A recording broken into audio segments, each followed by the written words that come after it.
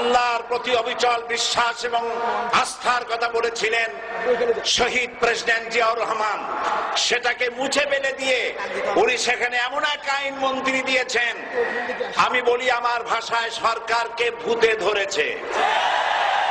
ভূতের পা নাকি থাকে পেছনের দিকে, সামনে যত এগোতে চায় তত পেছনে চলে যায়।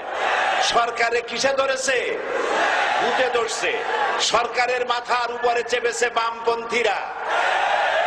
बर्बाद गुलिस्तान के लिए एक ही उल्लू काफी है, गुलिस्तान की हर शाख पे उल्लू बैठे हैं, फिर अंजाम गुलिस्तान क्या होगा। ফুল বাগানের ধ্বংস করার জন্য একটা হুতুম পেঁচা যথেষ্ট, কিন্তু হুতুম পেঁচা বসে গেছে প্রত্যেক ডালে ডালে। ফুল বাগানের অবস্থা কি হবে আল্লাহই জানে। শিক্ষা ব্যবস্থায় তিন নাস্তিক বসা, আইন যাকে দেওয়া হয়েছে তিনি আইনের চেয়ারে বসে সব বেআইনি কথা বলতেছেন। তিনি বলতেছেন ধর্ম ভিত্তিক রাজনীতি চলবে না।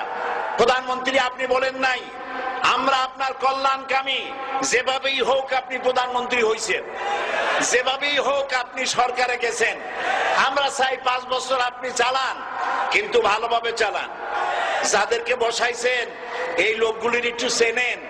এই লোকগুলি হচ্ছে তারা যারা আপনার পিতা স্বাধীনতার স্থপতি প্রেসিডেন্ট মরহুম শেখ মুজিবুর রহমান, যার জনপ্রিয়তা ছিল আকাশচুম্বী, সে আকাশচুম্বী জনপ্রিয়তা থেকে মাটির সাথে ধসিয়ে দিল কারা?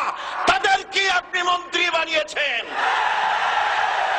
আপনার পিতার যে দশা তারা করেছিল, এরাও আপনার সেই দশা করে ছাড়বে।